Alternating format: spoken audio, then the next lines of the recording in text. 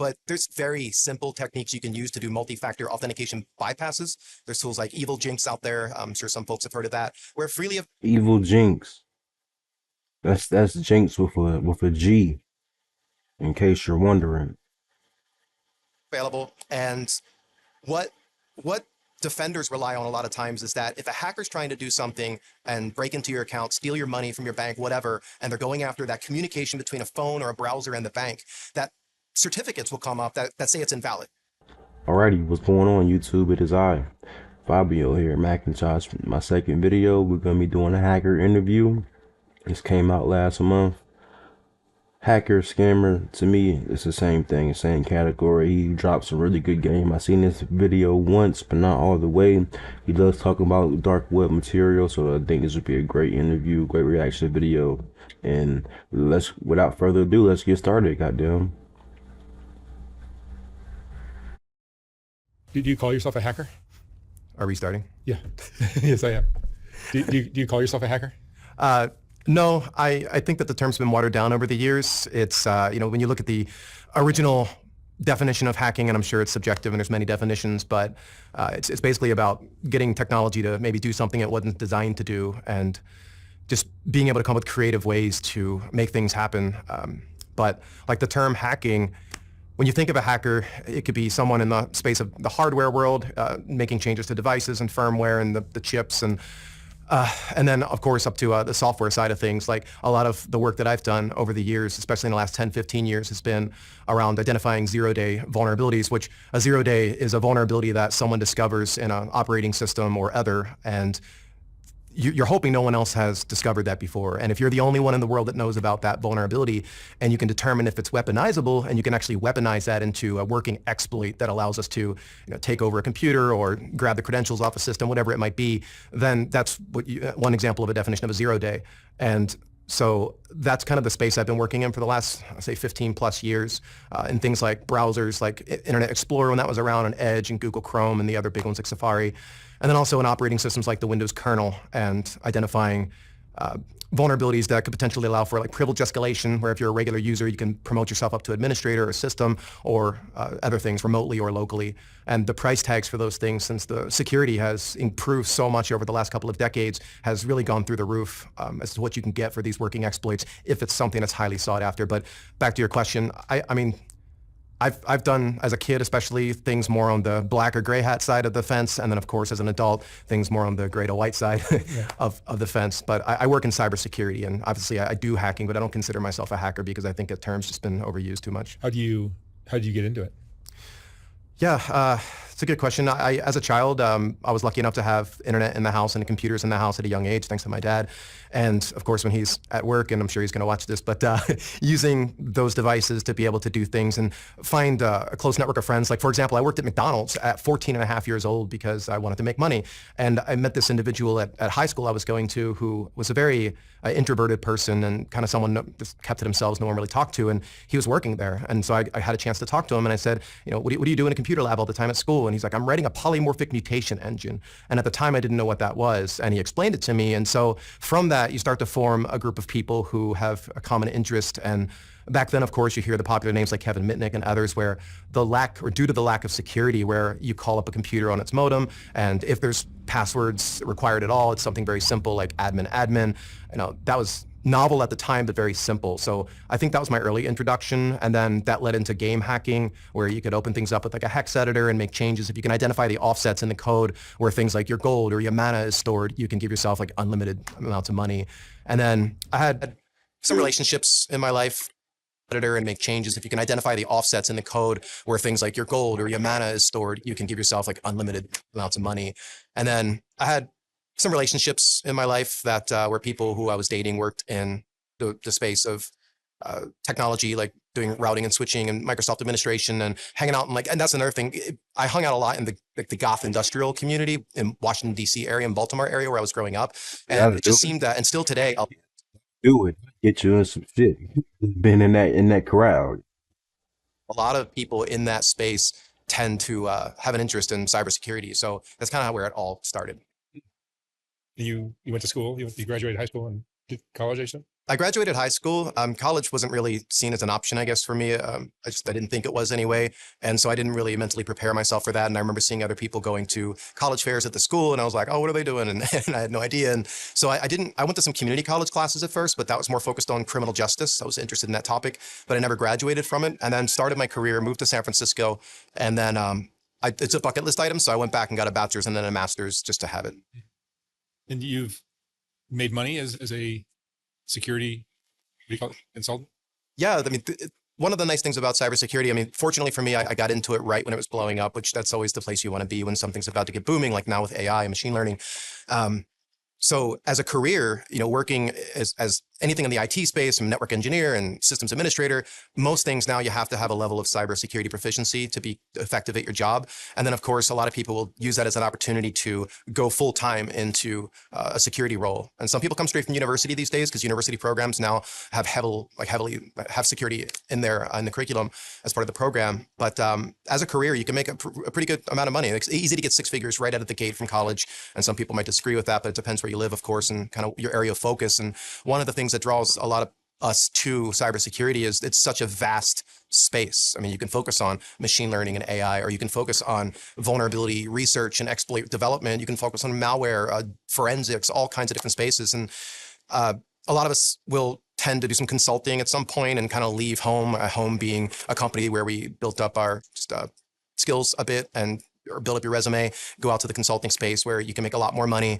For me personally, I saw vulnerability research as something that, and penetration testing and red teaming and stuff as well, but vulnerability research in particular, you can make a lot of money. And exploits that back in like 2013, 2014, I would say was the years where I was writing the most 0 days. And I have a lot of friends who are doing the same. And it's because browser security and other application security still wasn't quite there. And nowadays it's incredibly different. It's improved so much. And so what I could have sold and gotten $20,000 for a 0 day that would say you visit a web page that's got some malicious JavaScript in there. You don't see anything, but if your browser's vulnerable to that, then it exploits it. It's transparent to you and gives us remote access to that computer. $10,000, $20,000, $30,000 on a good day back in 2013, 14. And then the operating system vendors and the browser developers drop in these things called exploit mitigations, which are Like right there, that's a lot of game because he's talking about JavaScript and how when you go into Tor, they tell you turn your JavaScript off. So that's something to be aware of if you're not aware of that already. basically controls that work together. Like if you had a Venn diagram and you overlap the circles in the different categories of these mitigations, it's a layered defense approach where you have to assume that any one of them can be compromised or you can circumvent it. But as you add more and more together, it makes it quite difficult, if not impossible, to, even though you've identified a vulnerability that's exploitable, you can't get it to execute, or you can't make what you want to happen because these mitigations are protecting it. And all of that research and development and improvement over the years has taken what was 10, 20, 30,000 US dollars and propelled that up to north of $10, $20 million sometimes today. Mm. And you've been on both the black hat side as well as the white hat side, sounds like. I mean, they're subjective terms, of course. I, for the most part, have stayed out of trouble and use the powers for good, because especially there's enough interesting things to do and there's enough money to be made, and that's the way it should be, to where you don't have to go down the dark path to make that money. Obviously, if you want to get into like the dark web side of things and how that all operates, it's different, but there's enough there. What kind of dark things are being done before we get into fighting that?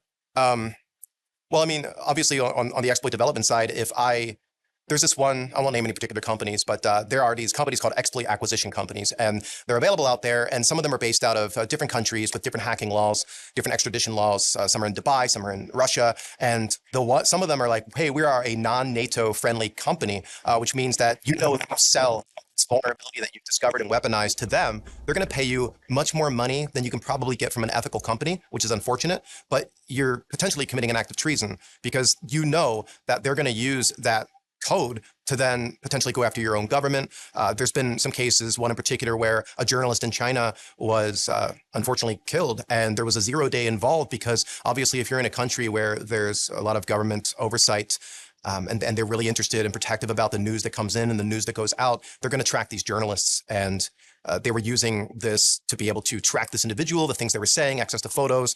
There's a particular software called Pegasus that's been around for some time now, where if you identify a vulnerability in like an iPhone or an Android device, but this one particular, I believe, is just iOS.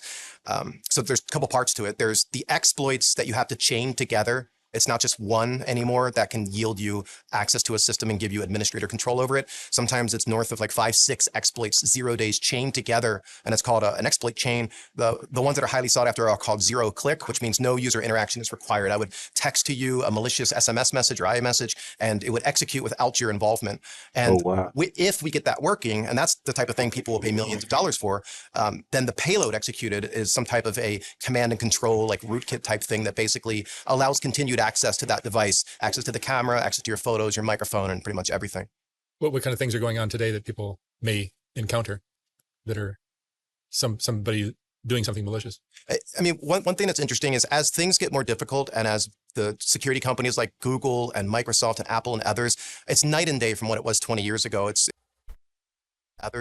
night and day from what it was 20 years ago. It's very impressive, the amount of security and the amount of talent that they have there. And of course, when that happens, it does a couple of things. It drives up the prices on if someone is able to get an exploit working, and like I was just describing, but it also, attackers, just like most people, go after the low-hanging fruit. So once it gets too difficult to exploit a certain target that we're used to exploiting, because there's been so much focus on it from a security perspective, we go to the next thing. And often that goes after the user. The end user is often seen as the weakest link. So there's a lot of devices out there nowadays that allow you to just like plug into the computer, rogue wireless access points and things like that, where you don't even know something is happening. It's at such a low level where you're plugging in a cable into something and Right. it's exploiting you and you don't even know it's happening. It's just A lot, especially in like a techie type of printing industry type of, a lot of these big corporations, they might have other like tablets plugged in, and you might think it's okay to just plug your phone into that charger, but yeah, that charger don't work like that charger, like the one that you used to, because that charger's probably got like some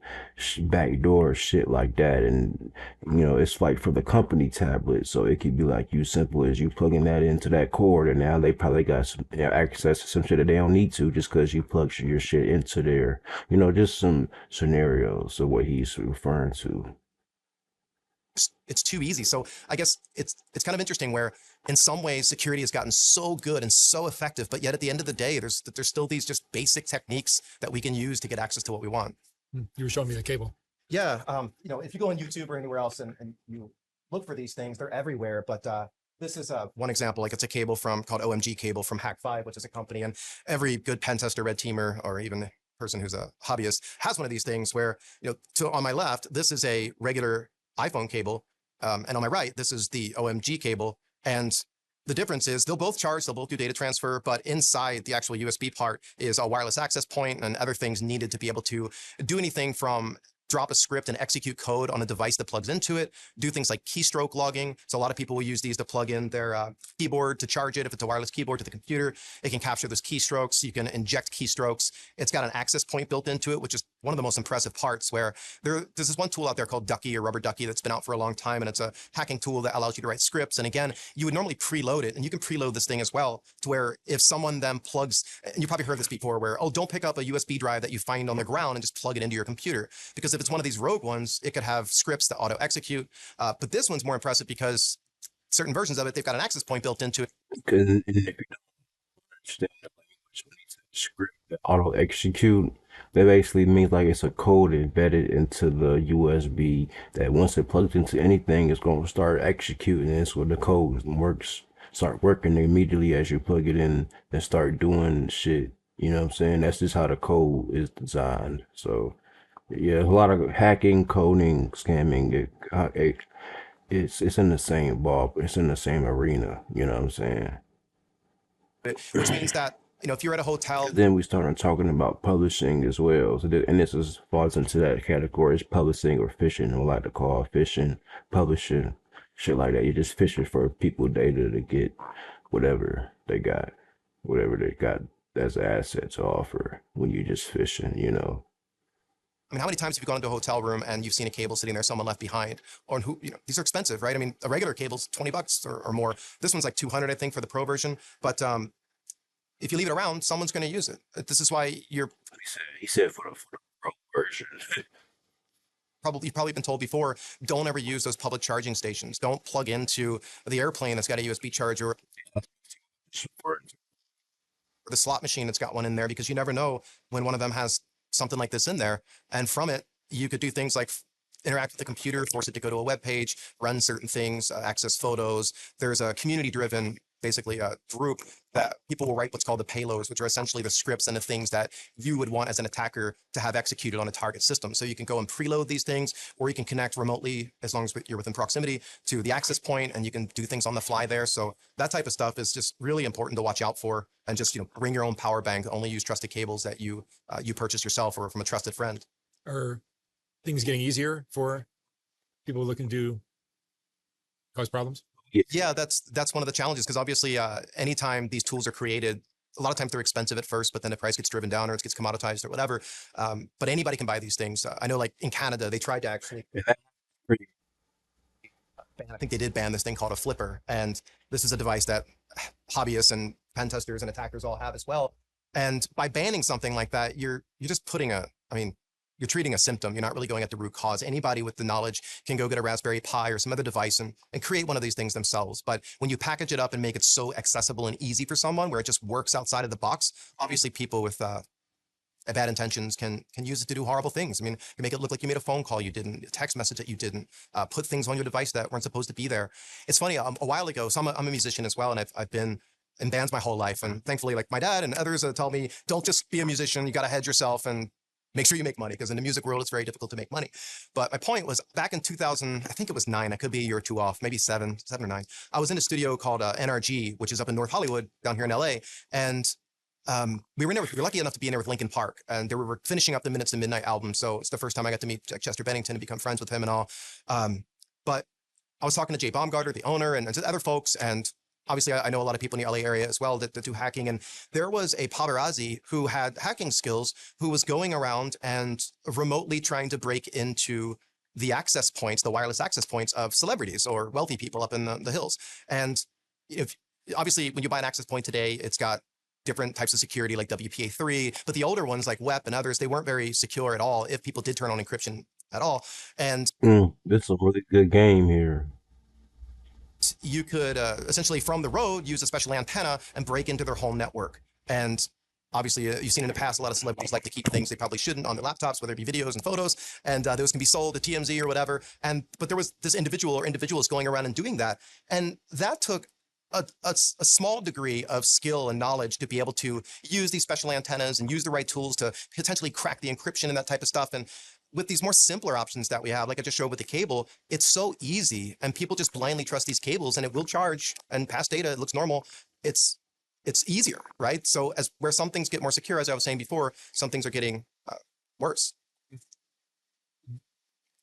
This can be done like on every level. I mean, like just kids in other countries, the sticks could be doing this kind of stuff. Oh yeah, and again, I mean, like I say, Canada. You don't have to be like a professional. That's No, it's I forget what the term is, but again, people like things to just work outside of the box, not outside the box, but out of the box. When you buy something, whether it be an IT device or a printer or a TV, smart TV, if it's complex, people get frustrated. And oddly enough, that's what leads to these whole like scammer site things, where you probably seen it on YouTube, where there's scammer payback channels, where one of their tricks is to rely on the fact that if there's complexity in setting something up that's IT related, people will go to Google. There's Google ads that pop up that are from the scam companies that then target these individuals looking for help with their printer or something else. They offer remote support. They use some remote control software to help you, assist you. And then meanwhile, they're clearing out all your stuff on your computer, and they're getting you to log into your bank and editing the HTML to make it look like they transferred you money when they didn't. But that's like a different road to go down. But yeah, again, that's Pretty light too. That's pretty simple. Like HTML, like being able to edit like a page. I learned that shit in middle school. Like that's simple. Like I remember I was like this guy. Like I was sitting next to. He was in like this class in 7th grade, and he just changed the headline to say something crazy. I'm like, how the fuck you do that?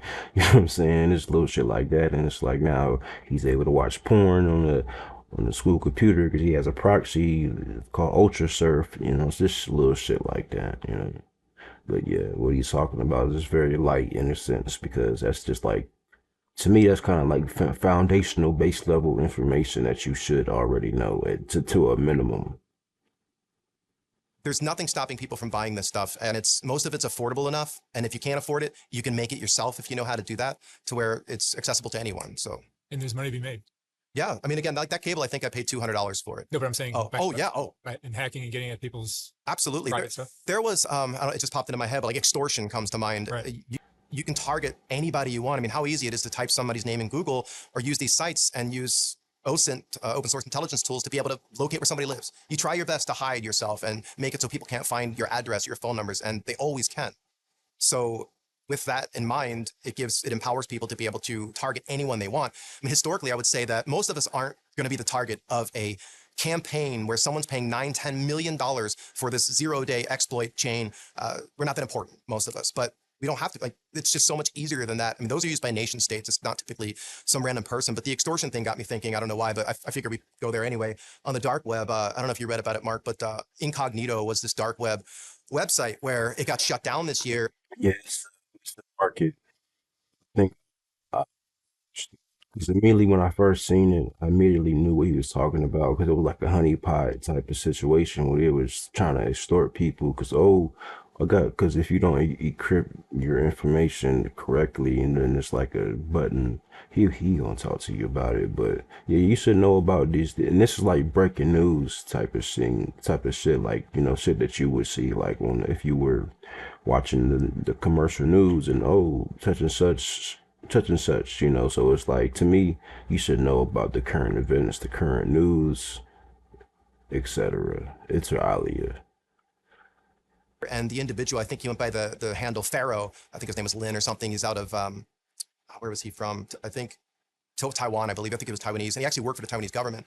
And he ran this dark place market, or dark web marketplace. And it's where mostly drugs were being sold back and forth. But the reason extortion made me think of that is because he actually ended up extorting the buyers and the sellers at the end of it.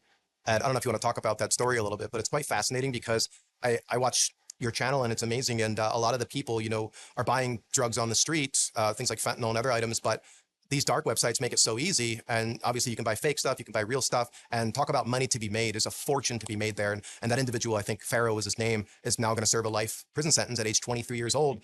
He made millions. He found himself to be a victim where some hackers actually cleaned him out by tricking him. And he got angry about that. They stole all of his crypto. And so that's when I think he decided to pull what's called an exit scam, which if you don't know how these dark net marketplaces work, they have to earn the trust of people. And I've worked a lot with law enforcement. Yeah, you gotta.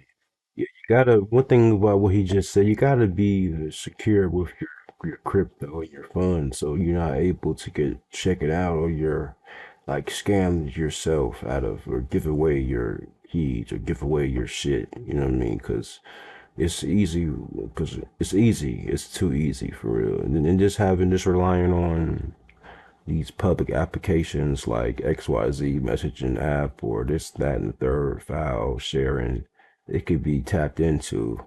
So and if you're a person to target, then, you know, because believe me, it happened to me before. So this is coming from Macintosh here. So And others in this space, so I know quite a bit about it, and it's a fascinating area. Talk about like information security and hacking in general, and having so many different paths you can go down. Working on the dark web with doxing people and trying to identify who these individuals are in the real world on the clear net versus the dark net. It's a fun job. But what these people do, these people being the ones who, like, if you wanted to start a dark web marketplace, which I don't recommend, would be you have to earn the trust of the individuals, because obviously everyone's very skeptical. There's something called OPSEC, or operational security. It's critical for everyone. There's this thing called the dark operational security. Just pronounced it. Operational security is the reason. It's really the main reason why I'm watching this video. Why I continue to make videos, for that reason. It's what you don't know might kill you. net Bible, I think, but it's basically an OPSEC document that teaches people how to safely go and make transactions on these dark web marketplaces to buy things like drugs. And even though its target audience are buyers and sellers of this illicit substances, it also is very useful for just general security use cases, because it teaches you all the mistakes that you could potentially make that could lead to your arrest or discovery, like this individual from Incognito did. So I believe this individual, a couple other famous dark web marketplaces like Silk Road and White House Marketplace, they all got taken down, or Free Ross. Yeah. From a nigga Ross. Not Rick Ross. You don't know who Rick Ross is around this bitch. they close shop. And when that happens, it gives an opportunity for these other marketplaces to pop up, but you have to earn the respect and trust from the community. So there's a site called Dread on the dark web, and it's kind of like Reddit. for the dark web. And it basically, there's hacking channels on there. So you like on the dark web, these marketplaces, you can buy hacking tools like ransomware and stuff like that. You can hire consultants to do bad things. You can obviously go down worse places like child pornography. But one of the main uses for the dark web is the sales of narcotics. And so he went on to Dread, and most of these posts you can still go and find today, earned the trust of people, tried to like really include the community on decisions that he was making. And obviously no one knew who he really was. He was going by this pseudonym or handle, and he started up a store, and he invited well-known sellers who have sold on different platforms. You can get referrals and people to vouch for you. And then new people who wanted to join as a seller would have to pay some money, and they would go through basically, give us your resume, and then we're going to determine whether or not we think that you're the right kind of seller for this market. And then just to summarize, so I don't go into too much detail, a seller, for anyone who's not been there, it's just like an eBay store. You have your products, you could sell a wide array. Like some of these sellers will sell anything from marijuana to fentanyl to prescription drugs. Some of these sellers are people who work at hospices. They're doctors, they're pharmacists who are somehow able to steal a product without getting detected. Because if you're going to buy the real stuff versus the fake stuff, it's a huge price to pay. Like it's 10, 20, 30 times more expensive to buy something that you can trust doesn't have fentanyl in it, or trust. You still want to test it, obviously. But so they put their store up, and then they put the prices up, the quantity up, and then the buyers come in, and if they want to buy something from your store, they go in and they will click just like you would on an eBay or some other site. They would say how many they want to buy, and it would give them the price. Monero is the cryptocurrency that is the privacy coin, you could call it. Bitcoin, it's too easy to trace things, track things, and dox people. But Monero is one of the ones that law enforcement has a real tough time cracking, because it's got a lot of privacy built into it, a lot of interesting cryptography techniques and protections that make it near, if not impossible, to understand who was the sender and recipient in that. So Monero is the preferred, obviously, cryptocurrency on the darknet. So if you're a user, if you're a seller, these marketplaces give you a wallet address. And anybody who's used Monero or Bitcoin, you can have your wallet and you can generate as many addresses as you want. And it's kind of smart to do it that way. So you use one address per transaction, so it makes it more difficult to track. And if somebody wants to buy something, the marketplace gives them an address. They send the payment using their Monero wallet, and that payment goes into escrow, which escrow is basically the Bitcoin wallet of the marketplace owner, which in this case for Incognito was this individual Pharaoh, I think it was called. And so the transaction goes through, the seller gets notified that someone's purchased a product, they know it's in escrow, they mail the product, then the buyer goes on once they receive it and releases escrow, or it times out if they don't do that. And then the money is available to go to the seller. And so what these marketplaces will do, a lot of them, is they'll wait until they have a huge customer base and they have so much money in escrow, which is again, their crypto wallet, and they'll do an exit scam. They'll all of a sudden just shut down the marketplace. They take all the money, and it's going to be tens of millions of dollars. And even before they do this exit scam, they're getting a commission off the escrow, which is how they make the money in the first place. So many, many millions of dollars. And so this individual decided, I believe, to do the exit scam after he got ripped off by some hackers who cleared out his crypto. And he not only did the exit scam, but he extorted the sellers and the buyers and said, if you're a seller, you need to pay 10 to 20,000 US dollars. If you're a buyer, you need to pay some smaller amount of money. If you don't, we're going to take all the data that we have about your transactions and messages, and we're going to give them to law enforcement. And they made additional money this way.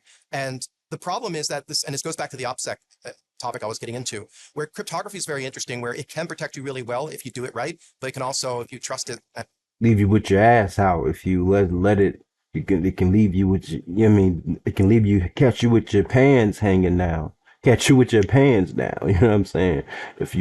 And that only comes from not doing it the right way in the first place. So. And it's not secure, obviously you can fail.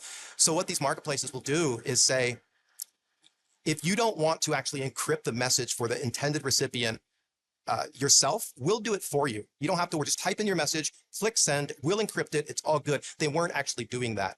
So that was what obviously made it so the extortion would work, because a lot of people get lazy. And the way cryptography works in this case is you get 2 keys per each person. I'll say, I'm simplifying this, but we use things like PGP, pretty good privacy.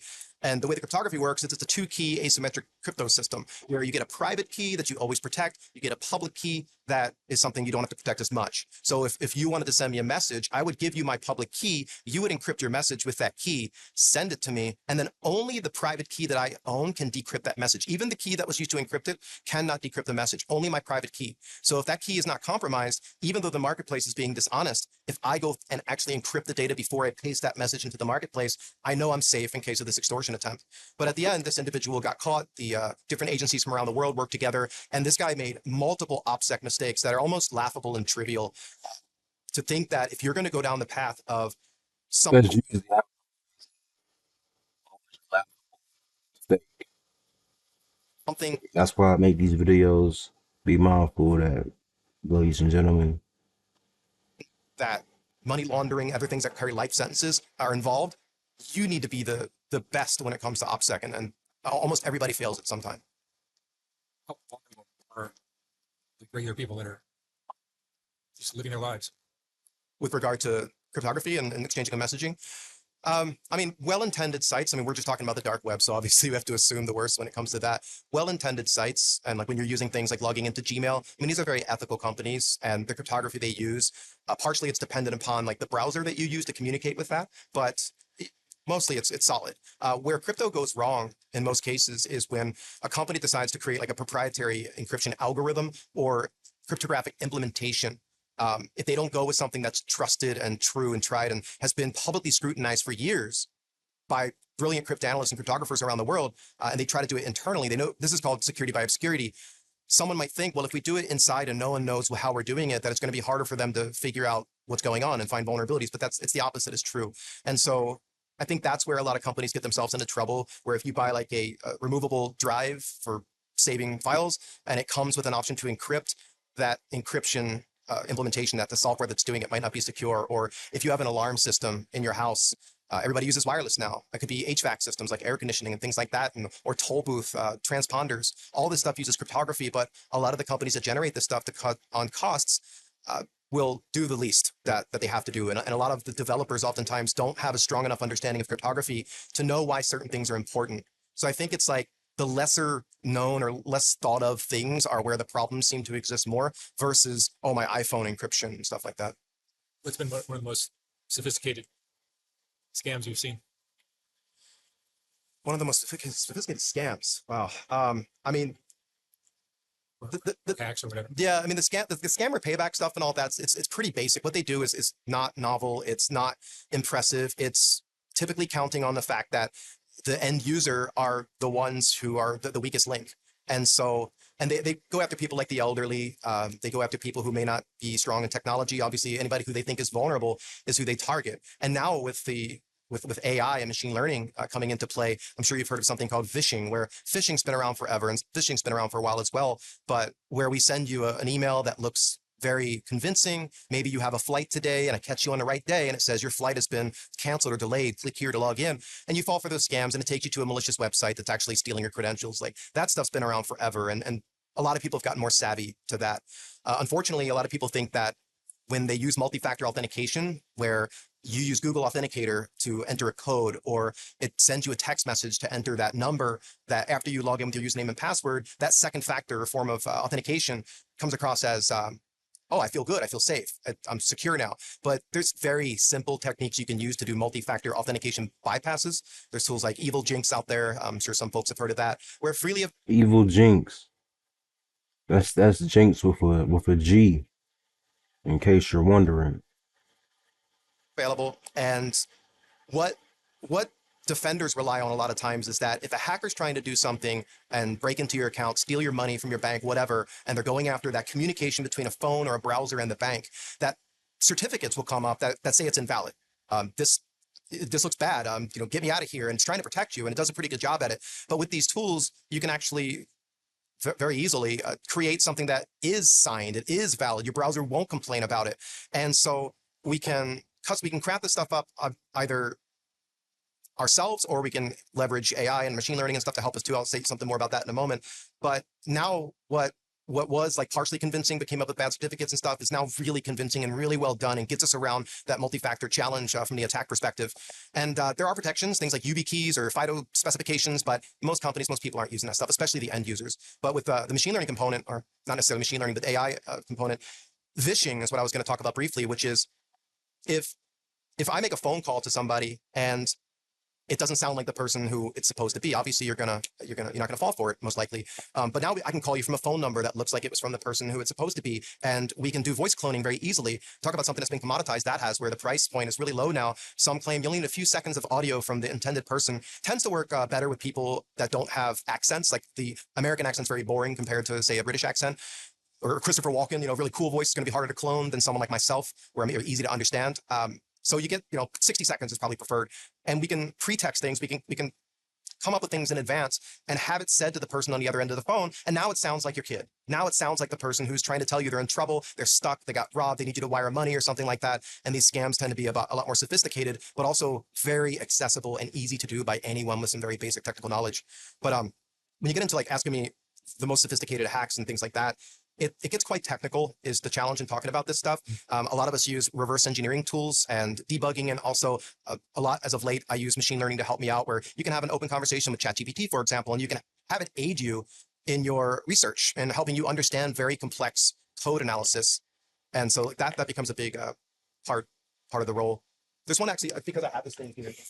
I mentioned this before, the flipper, and this has been out for a while. This is something called a Proxmark. It's just like, again, looks like little Raspberry Pis and stuff, but it's got things built into it. I still have to put out this video, and it won't be the first one that's been done, but these key cards at hotels are incredibly weak and poorly done. I've used those two tools at hotels, probably 9 out of the last 10 I've been in, and it's worked 100%. So I was at Caesar's Palace in Las Vegas recently, and I wanted to play a joke, and I thought it'd be a good video too, but I'm terrible about video editing, and I'm slow to get it done. But I had my friend record me on the phone, kind of inconspicuously, and I followed another friend into the elevator, and I had basically this guy, the Proxmark, on me, kind of in my pocket. And I intentionally stood really close to my friend who got on the elevator because I was trying to get close to his little key card that you open a room with. And of course, he's like, why are you standing so close to me? And I was like, oh, don't worry about it. Haha. And then he gets off on the floor and we follow him. And he's like, why are you following me? We're like, our room's down here too. What are you talking about? And we just pass him. Now we know what room he went in, but he didn't know we cloned his card. But there's encryption. Talking about encryption again. The encryption is incredibly weak because to do things the right way, it's hard. It takes more administrative overhead and work and technical understanding, and it's more problematic and more troubleshooting involved. More things can go wrong the more secure the path you go down, especially if you don't have the technical support to help you in those situations. But went back to the room, used some tools very simply, and cracked the encryption in about 30 seconds because oftentimes they use a lot of default pins when they load the cards. And I then used that flipper device to clone the cracked version of the card onto that flipper, and then just went back to the door. My friend was filming and got right in the hotel room, and he was in there like, what the hell are you doing? And it was done as a joke at first, but then I started to share that information with some people who work for the company. I work and teach for a company called the SANS Institute. I'm an author and the curriculum lead there, where we create these courses to learn how to do this stuff. And I was talking to some of the folks, and there was one woman in particular who was very concerned about what I had just done and very nervous about it. It's like, is it really that easy that someone can just, like some creep in a hotel elevator or wherever, can just clone my card without me knowing it and break into my room that easily? And the answer is yes. Usually it's that easy. And I would say the majority of the hotels out there. So we hear about data breaches a lot. What do you know about that? Yeah, another great question. I mean, that's the cool thing about this. There's so much to talk about in this space, and I'm sure I'm going to leave here and be like, I wish I would have said this or that. But the data breach side of the house, that's another lucrative industry, if you want to call it that. So I'm glad you asked. But there are a lot of people out there, and I'm not picking on any nation, anything in general, but in some places in the world, it's just a fact that it's a lot harder to have to make money, and there's not as much opportunity. I was just watching a video yesterday on a plane about the opioid epidemic in Afghanistan, like with the Taliban coming in and going out and coming in, and how they don't allow poppy to be grown, I don't think, anymore, and how there's a lot of drug addicts there, and they just don't have access to resources. And so I'm just talking about, and in fact, a long time ago, I was in Romania right before they joined the EU, and there were all these hackers there because it was difficult for them at the time to get visas and things to go to other places, and if not for just a trip, certainly hard to get like employment opportunities somewhere else. And so if you've got these skill sets, but you can't monetize it, what do? Do you just work a job that's not going to pay as well? Or do you look for opportunity, even though it might cross an ethical line, which of course everyone has their own morals. And so data breaches is a good example where you've got people all around the world, and they have this opportunity where they know that if they're able to compromise a target website, company, then they can steal the data and they could profit off of it. So there's Telegram groups, there's dark web forums and sites, there's different places where you can buy and sell things, but these Telegram groups are right out there in the open for anyone. And in fact, there's a Twitter or X page account called Dark Web Informer, and it just pulls data from Telegram and posts it. And what it's posting is, someone just breached this store, someone just breached this hospital, someone just breached this bank, this retail store. They've got 100,000 records for sale, which includes PII, like personally identifiable information, like social security number, credit card numbers, whatever it might be. Obviously, the better the data, the more valuable it is. And unfortunately, the number one breached vertical industry is healthcare, and it's been that way for a long time. And there are other ones that fall behind that, like academia and others. And there's various reasons as to why some vertical markets and industries tend to be less secure than others. But regardless, this data is valuable. So the bounty. Corruption reasons. Yeah, basically, that's what corruption reasons. Is more corrupt than other industries. Healthcare is a corrupt industry as well as a lot of other industries, It all depends on, it's like when you're selling a house. If you sell a house and you have an open house weekend and just the right buyers just don't show up that week, you get low offers. But then if you would have sold it a month later, you might have got double the money, which is crazy, right? It's a similar thing here where depending on what you're selling, it's also, there's a race condition here where the faster you can sell this stuff, and that works the same way in the exploit sales realm with these exploit acquisition companies, the data is more valuable. And so I'm this person, I'm in some country where there's not much opportunity. I compromise a bank. I steal 1 million credit card records, which is not unreasonable at all. And then I post it on these Telegram sites or dark websites, You whatever. said not. And I say, I have this and I want this for it. I want $10,000, $100,000. And a lot of times it ends up being like an auction where someone like counter offers and they sell it. And you would think, oh, that happens occasionally. No, it's daily. Every single day, there are companies getting compromised. Their data is getting posted. Oftentimes, they don't even know there's a breach yet at their organization. There's something called a dwell time, which is basically how long an adversary has had access to your environment before detected. And that's their dwell time. And so sometimes they haven't even determined that they're compromised and their data is already being sold. And a lot of these companies aren't monitoring those areas to see if their data is being sold, because that could be one way you learn that you have a breach. And so it's pretty rampant with regard to data breach and the sales of that data. Like it's a big, big problem. It's similar to, you know, and some of the stuff, again, I'm summarizing or simplifying, but a lot of companies have Slack or some other Discord or whatever, but Slack's a big one, right? The companies use to communicate between the employees. And there's an assumption of trust that if I'm talking to somebody in an internal Slack workspace, that they must work for the company. They must be trusted. That stuff gets sold. The access to that type of stuff gets sold as well, to where then I can pretend I'm someone who I'm not. I'm able to get access further and move laterally and all that stuff. And I'm sure child pornography, things like that are alive and well on the dark web. Unfortunately, yeah. That's so on the dark web, obviously it gets sensationalized a lot. One thing you have to assume if you go on the dark web is that everything is actually owned by a Fed. Like you just assume that it's law enforcement because they're there. They should be there and they need to be there. Some of this stuff is not Feds. Some of it is Feds, regardless of whether or not who owns it. They're there. They're watching and they should be. They're not really layers like as you would think of an onion or something like that, but sort of, I guess logically anyway,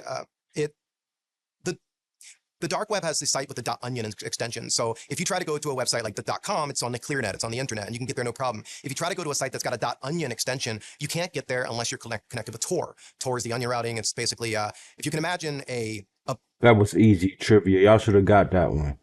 bunch of routers, and routers are these devices that route our traffic across the internet, preferably in the most effective way and quickest way possible. The onion routing realm, imagine a bunch of routers in a circle, and you draw a line between all of them so that they're fully meshed. And it intentionally, there's these things called entry nodes and exit nodes into the dark web. I mean, it's really just the internet, but it's a special area that's designed to kind of scramble things around. Normal traffic, it's supposed to be efficient as possible. Here, we intentionally bounce things around all over the place so that the origin is very difficult to determine. So I've actually been approached by, and it's one last thing we could talk about too, by different agencies out there, and I'm not going to name any because I like my life, but requests to do interesting things. And maybe if I was younger, I would have considered some of these things, but there's a lot of opportunity there to do interesting things, but we'll go back to that if you want. So some people in the dark web are privacy advocates and hacktivists and things like that. And they just believe in privacy and they don't want anybody monitoring them and they're not up to anything bad. They just want privacy. But of course, criminal use and activity is going to be one of the biggest things there. And so I want my tracks covered. And there's different levels where, like, if I go into the dark net, I said something called Dread earlier, and that's a website, anybody can go to it. One thing that's impressive is the captchas. We all know what captchas are, like, hey, click on all the squares that have a bicycle in it or something. The ones used on the dark web are so insanely complex and frustrating, and that's by design, because obviously if I'm a dark web site owner and I can take down my competition, that means more people are going to come and get their drugs from my website and I make a lot more money. So there's a ton of like hacktivism, there's government attacks going on, like denial of service attacks, and then there's marketplaces attacking marketplaces trying to shut each other down. And so these captchas have a lot of like machine learning components and things that are really interesting. But there are sites out there that are well known for being repositories of correct addresses for .onion sites. And a lot of these onion sites, they're just weird characters in a row. Some of them come to life and then they die as quickly as they come to life. And that's by design, so that you can't find them again. They're hard to track. But like my point is the marketplaces, they're intended to be discovered. Things like child pornography or hiring a hit person or something. I've never seen a site that does that, but I've certainly seen Telegram offers and stuff. But they're going to try and be way better about operational security. In fact, I just thought of a side story. I remember one time I was in Australia and I was teaching a class, and some folks from the Australian Federal Police, they were working on a case, and this is public, of course. They were working on a case where a child porn ring, which are, of course, people who share those types of illicit images, they were sneaky in the fact that they were using legal of age pornographic images to host an embedded photo that's illegal, that's an underage person. And it's something called steganography. Steganography, I'll give you an analogy. It's kind of like if you came into my house and I had a safe sitting in my room, but it was locked. You know that I'm hiding something, but you don't know what's inside of it. So that's kind of like encryption and confidentiality. But if I take that safe and I put it on a wall and I hang a photo in front of it, now I'm hiding the fact that I'm hiding something. And so that's kind of what steganography is, where you can take what's called a host file, and that's going to be the file that's going to host or hold the message or the image or whatever you want to hide. Then we take the file that we want to hide, we encrypt it with a tool, and then these steganography tools will then embed or inject. Oftentimes this results in something like, let's say you look at a photo on a computer of the family dog. Each pixel in that photo has a number of bits, binary digits associated with it, like there might be 7. And starting from the left, the most significant bits, those are your primary colors and your color mixing. As you go further to the right, down to like the 6th and 7th bit, that's adjusting such subtle change to the color, to the pixels, that the human eye is unlikely to detect that change. You could certainly degrade the quality of something if you're trying to hide something too big in a host, but obviously we avoid that. So back to the point, they were hiding illegal images encrypted inside host files that were legal pornographic images. And so they were looking for a way to identify steganographically altered documents. So basically, is this a file that is a host potentially? And then they would they want to be able to extract the encrypted data out of it and then try to crack the password to then access the data and recover that. Steganography's been around for a long time. I remember a while ago, people were using like Craigslist and other sites like eBay to host photos. And you might see a photo of someone selling a box, just a cardboard box, and they're charging $10,000 for this empty cardboard box. And you're like, why? And they're high-res images, like 20 photos. Like, what is this? A joke? Haha. Maybe even make Reddit. People are making fun of it. But in fact, it's host files for child pornography that is being shared to a ring around the world. And all these people in that child porn ring know to download those photos. They know the password. They know how to extract it. And they're doing this stuff. So of course, a lot of this activity moved to the dark web or moved to different apps. And law enforcement's been very impressive about creating app sharing or file sharing apps where they trick these rings into using this app that was written by the government, which of course is backdoored, and they can get access. But it's not as easy, I guess my point is, to find that stuff on the dark web as it is to find like a store to sell narcotics. You can certainly find it. Sadly, it's very available and it's rampant. And that's certainly an unfortunate, sad part of the darknet. What kind of things are on the dark web? Like you mentioned drugs, you mentioned child pornography. You can hire a hitman on there, I've heard. They're one of the hitmen I interviewed. What other stuff is on there? Yeah, the hitman one's interesting. Like I've never seen a dark web marketplace or site that's like, hey, hire me, I'm a hitman. Because that's it's people looking to have something yes taken out, and these gentlemen will people will respond, and there's a price on someone's head. Yeah, I mean, I would imagine 9 times out of 10 that's law enforcement that you're talking to. Right. I'm certainly seen those cases before where a spouse hires, obviously, to take their other half out, and they get arrested because it's law enforcement. A lot of it's just what's so important on the dark web, if people do it right, is trust and earning that trust. And again, the operational security of it all. And by operational security, I mean covering your tracks. Like some of the mistakes that this individual, Pharaoh or Lynn, I think his name was, with the incognito market made that caused him to get arrested, was he was logged into his regular Google account that was associated with his personal, like clear stuff. And he was making inquiries about his marketplace, and just simple little mistakes like that are what gets you caught. And oftentimes it happens because people get lazy, where I've been doing this for so long, you get lazy, I can't be caught, I'm so good at this. And then you get busted. Like this Darknet Bible, it's an interesting read because it talks about things like how to do a dead drop, where if you want someone to send something to you that's illegal, like narcotics, but you don't want to come to your house, how do you do it to a dead drop? And what's the best way to do it? If like, should I use someone else's name that doesn't live at my house, or should I use my real name if I'm going to have it sent to me? And it goes through all these different ways in which you can best cover your tracks. But with the cryptography, with a cryptocurrency is another one where if you don't understand how that works very well, and by very well, you can't just be a beginner, you've got to really understand it. The court notes, the conviction. That's why we watching this shit. Let's get into it. There's only 10 more minutes Whatever you want to call them, the case notes. This is literally a guide of how to do better than that person did. He got away with it for years. Absolutely. Made tens of millions of dollars, but made a bunch of mistakes. So the next person who comes along should learn from that if they were going to go down that path. Like, I'm not advocating this stuff, but that's what we would do when we were mimicking it. We not advocating for nothing. You feel me? We ain't advocating for nothing. I don't even know what's going on. Mimicking an adversary. And so like the cryptocurrency side of the house, Bitcoin, I think, was one of the main things that took down Silk Road at the beginning. And they got him at, I think it was a library or an airport or something. They like made a loud noise, distracted the guy, grabbed his laptop, because one thing a lot of these dark web owners have is something called a canary. And the canary is basically, if I don't come in, it's kind of like if I have a pet at home. If I don't check in on the dog once a day, if I miss a day, shut the whole operation down. And in fact, something funny about that, talked about before, it's got a self-destruct mode where you can tell it to like delete itself, kill itself, cover all the tracks. And that just becomes such an important component of doing anything like this.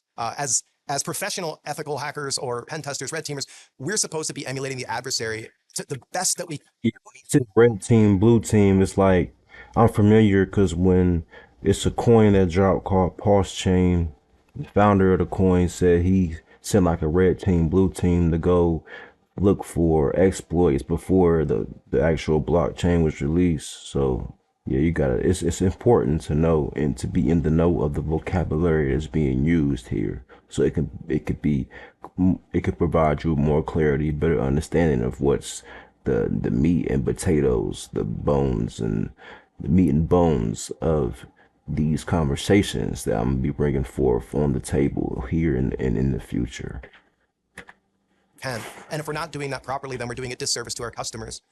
So that's why it's so important to understand all this stuff. But I know I jump around a bit, but Monero is the safer cryptocurrency to use because of all the privacy built into it. But what people do, or where a mistake comes in, is there's something called Know Your Customer, KYC, where if I want to sign up at a crypto exchange so that I can actually buy some of these cryptocurrencies to then be able to do some of these transactions, they want my ID because now government's involved. They want your tax info, your social security, or whatever country you live in, the equivalent of. There are certainly some countries that don't have as many requirements, but it gets complicated when I can't just do it at home. So mistakes start to get made where, okay, I've got this Monero wallet. I've got $1 million in it. I got this illegally, and now I want to cash out. How do I cash out? Do I just convert it through an exchange over to Bitcoin and then go to a place and cash out? Because that's going to be traceable. So there's so many considerations. And I guess my point is that's why this stuff usually ends up coming to a bad ending for these individuals. Greed gets involved. Some of them hash out before it goes too far and they get away with it, but most get greedy or make bad mistakes.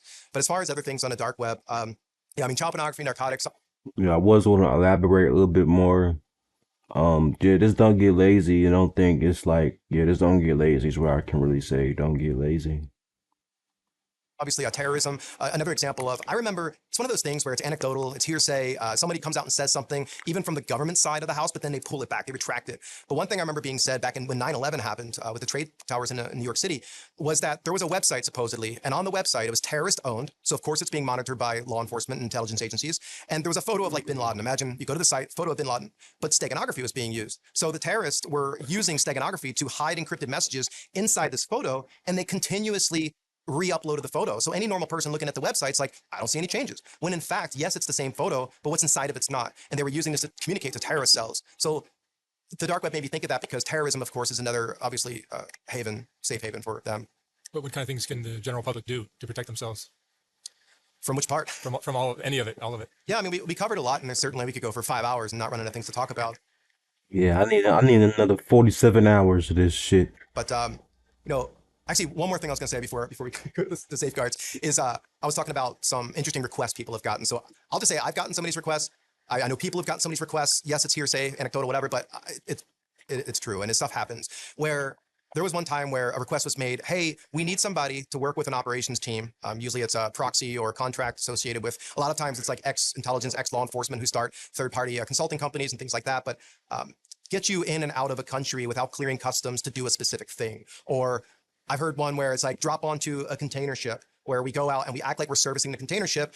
Supply chain attacks is one of the biggest challenges that companies face right now. I think IBM does a breach statistic report every year, and I believe this year it was like 12, 13, 14% of all breaches were due to software supply chain attacks. And whether it be hardware or applications, a lot of us use open source libraries that are community created. And if there's a vulnerability in one of these libraries and it's being used by lots of different applications and companies, like SolarWinds would be an example, and 3CX are two recent ones, then that vulnerability exists in all these different applications. And if the application is being used by sensitive customers, the government, then they're vulnerable potentially to this issue. But the container ship example is like, if I get on there, if you can get me on there and there's a container of networking products being sent, iPhones, Cisco routers, Juniper, whatever, it's very easy to backdoor the firmware of this stuff because hardware attacks are very popular. Again, things start to get more popular the harder it is to exploit what we were exploiting. So we go after the low-hanging fruit. And hardware users, the end user, tend to be one of the easiest places to go. But think about another example where we use that cable again. I show up to the house in a DirecTV or a Comcast uniform, which anybody can get, UPS, I don't know. Hey, I'm here to install a new TV controller or whatever it is. And I come in and put one of these on, or we backdoor the firmware of that. These things happen. This is not story time. It's just so easy to do this stuff nowadays.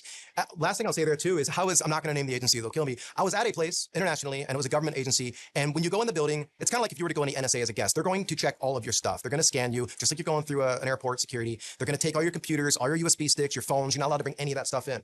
Well, guess what slipped by? That guy slipped by because they didn't see this as a potential threat. I Oh didn't even mean wow. to do it. Oh wow.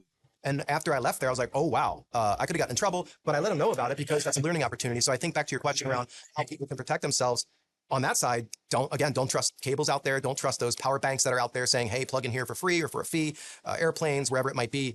Use your own. Bring those little power banks that you charged at your house and use your own cables because it's too cheap and too easy to do that. I guess understand as well how much of a potential target you are.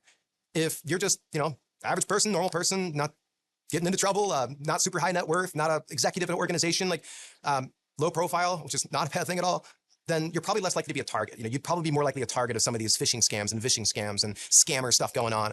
But the more important you are at a company, like if you're an executive, if you're a celebrity, if you have a lot of money, ultra high net worth, if you have access to top secret classified information. I mean, years ago, anybody who completed an SF-86 form, which is a government background investigation form, and did polygraphs and things like that, there was a compromise at the organization that manages all that out of China, and they stole all of that data, all the adjudication data, all this stuff, very personal things. So understanding, I guess, who would want to target you and how likely you are to be a target, and remembering that That's a big reason why I didn't want to get back into the YouTube game because you can become a target as I once was, you know, for, guys, in this same industry that I'm, showcasing, bringing forth. So, well, that's with all things have been considered, all things will be considered moving forward. And so I plead the fifth, and this is for entertainment purposes only, and educational entertainment. people are the weakest link. It's really easy. What's hard is the stuff that I do primarily, which is one of the things I regularly do. Microsoft, every patch Tuesday, the second Tuesday of the month, they release all the patches for the month to fix all the security problems. I download the patches, so do many other people, good, bad, and in between. Download the patch, and then we do what's called a diff, a differential. We run this tool that's freely available to diff the two files together. And basically, the delta is the code changes that fixes the security problem at hand. That's another good point, which is around defense, patching, keeping up to date on patching, not letting your phone go out of date on that stuff, making sure your computers, everything is patched up to date and quickly, because organizations have this challenge where obviously they want to be secure, but they've got to run a business. They don't want to do the screen test. They've got to test things before they just roll out new code, including patches to security problems. So when Patch Tuesday comes out from Microsoft, the big enterprise has a dilemma. Do we push this stuff out immediately without testing? Or do we test this stuff, do regression testing, things like that before we push it out, or some variant of that? And because there's people like me, I mean, I'm on the good side, but there's people like me who are taking that. We're comparing the two files. We've got special software and machine learning to help us that quickly identifies where the vulnerability is. And then the faster we can weaponize that vulnerability, it's a race You can make money off. condition where the value of that exploit is then tied to that duration of time. Because if I can weaponize it quickly and you haven't patched your systems yet, that's going to be my way into your company or into your computer. And again, the tooling out there just gets better and better to make some of that stuff easier. Excellent. Steve, thank you so much for sharing all your knowledge. Yeah, thank you, Steve. Appreciate y'all watching the video. I will be posting this video shortly. Um, yeah, a lot to learn here. I'm definitely glad I watched this more than once. You should be watching it already. Just my narration on it, but definitely it will behoove you to watch this at least 2 or 3 times. Keep it hot, just so you can fully digest, and clarity. Especially if you don't understand the vocabulary, you might need 4, 5, 6 times. But yeah, this is very good information here, guys. Like I think this video deserves a like. Make sure you like the video. Whatever, do all that good shit. I'll see y'all on the next side. This is Macintosh signing out. Peace to the Middle East.